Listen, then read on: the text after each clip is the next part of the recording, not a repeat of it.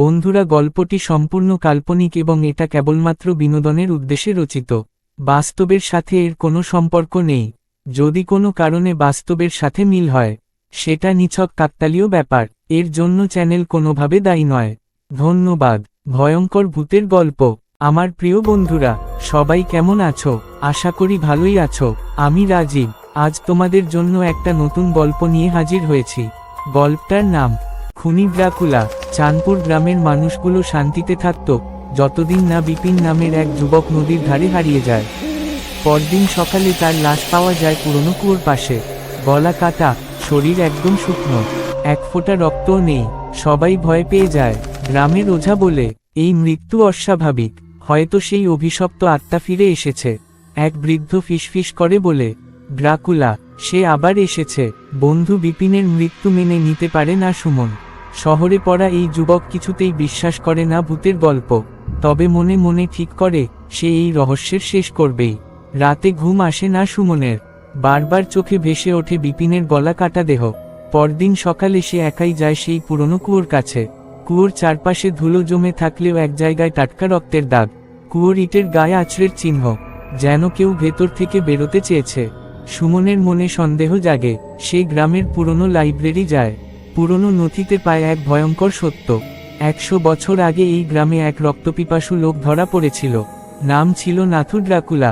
দিনের আলোয় দেখা যেত না তাকে। গ্রামবাসীরা ধরে তাকে বেঁধে ফেলে এই কুয়োর মধ্যেই ছুঁড়ে দেয়। সেই দিনের পরই কুয়ো বন্ধ করে দেওয়া হয়। সুমন ফিসফিস করে বলল, তাহলে কি সেই ড্রাকুলা এখনো বেঁচে আছে? ঠিক তখনই লাইব্রেরির জানালার বাইরে এক ছায়া থমকে দাঁড়ায়। চলুন এবার আরও এক ধাপ এগিয়ে যায়। সুমন জানালার দিকে তাকিয়ে থাকে। ছায়াটা দাঁড়িয়ে, কিন্তু মুখ দেখা যায় না। হঠাৎ এক ঝাপটা ঠান্ডা হাওয়া ঢুকে পড়ে ঘরে। বইয়ের পাতা উল্টে যেতে থাকে একটার পর একটা। হঠাৎ এক পুরনো পাতায় চোখ পড়ে সুমনের। তাতে লেখা আছে, ড্রাকুলাকে খুন করলেও সে মরে না। যদি তার রক্ত কেউ আবার ছুঁয়ে ফেলে, তবে সে ফিরেই আসে। সুমনের চোখে যেন আগুন জ্বলে ওঠে। তাহলে বিপিন কি ওই কুয়োর আশেপাশে রক্ত ছুঁয়েছিল? ঠিক তখন দরজার বাইরে কাঁচ ভাঙার শব্দ। সুমন দৌড়ে বেরিয়ে দেখে গ্রামের এক কিশোর নিখোঁজ। লোকেরা আবার আতঙ্কে চিৎকার করছে। আর এক মৃত্যু, রক্ত আবার খালি। ড্রাকুলা আবার খুন করছে। সুমন ভাবে, আর দেরি করা যাবে না। রাতের অন্ধকারেই যেতে হবে কুয়োর নিচে। সত্যটা জানতেই হবে। রাত গভীর, চারদিক নিস্তব্ধ, সবাই ঘরে, কিন্তু সুমন হাতে টর্চ আর রশি নিয়ে দাঁড়িয়ে কুয়োর পাশে। সে রশি বেঁধে নামতে শুরু করে পুরনো কুয়োর অন্ধকারে। জলে পা না ছুঁইতেই সে বুঝে যায়, এই কুয়ো শুধু কুয়ো নয়, নিচে একটা পুরনো গুহার মতো পথ। ভেজা পাথরের গায়ে লালচে দাগ, রক্তের ছিটে। টর্চের আলোয় দেয়ালে আঁকা 2 দাঁত আর চক্রাকারে লেখা কিছু অদ্ভুত ভাষা। সুমনের বুক ধপধপ করে। সে হেঁটে যায় গুহার ভেতরে। এক জায়গায় সে দেখে একটা পুরনো কাঠের বাক্স।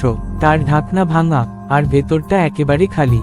পাশেই শুয়ে আছে একটা রক্তাক্ত জামা, বিপিনের। ঠিক তখনই পেছনে ছায়া নড়ে ওঠে। এক জোড়া লাল চোখ জ্বলে ওঠে অন্ধকারে। এক গর্জন, তুইও ফিরিয়ে এনেছিস আমাকে। সুমনের শরীর ঠান্ডা হয়ে আসে। তাহলে এবার ভয় পুরোপুরি সামনে এসে দাঁড়াচ্ছে। অন্ধকারে জলজলে লাল চোখের সামনে সুমন এক পা পিছিয়ে আসে। তার হাতের টর্চটা কাঁপতে কাঁপতে পড়ে যায় মাটিতে। ছায়ামূর্তি ধীরে ধীরে সামনে আসে। লম্বা কালো চুল, মুখ ঢাকা, 2 দাঁত বেরিয়ে আছে, আর তার গায়ের কাপড় ভেজা রক্তে।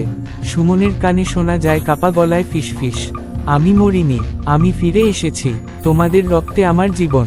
হঠাৎ সুমনের মনে পড়ে, লাইব্রেরি লেখা ছিল, ড্রাকুলা কেবল আগুনে পড়লে সম্পূর্ণ ধ্বংস হয়। সে পকেট থেকে ম্যাচ বার করে। ভেজা কাপড় জ্বলে না, তাই সে জামার ওপর থাকা শুকনো পাতা ধরায়। ড্রাকুলা গর্জন করে ঝাঁপিয়ে পড়ে, কিন্তু সুমন শেষ মুহূর্তে আগুন ছুঁয়ে দেয় তার জামায়। আগুন ধীরে ধীরে ছড়িয়ে পড়ে সেই দানবের শরীরে। ড্রাকুলার গলা ফাটানো চিৎকারে কেঁপে ওঠে পুরো কুয়ো। ধোয়ার মধ্যে ড্রাকুলার দেহ ধীরে ধীরে ছাই হয়ে যায়। সুমন নিঃশ্বাস ফেলে বলে, এটা শেষ, নাকি এটা কেবল শুরু? তাহলে চলুন এবার শেষ অধ্যায়ে পৌঁছে যাই। সুমন কুয়ো থেকে উপরে ওঠে। শরীর কাঁপছে, কাপড় ছেঁড়া, মুখে ধুলো আর ছাই। গ্রামের লোকেরা ছুটে আসে, দেখে সুমন বেঁচে আছে।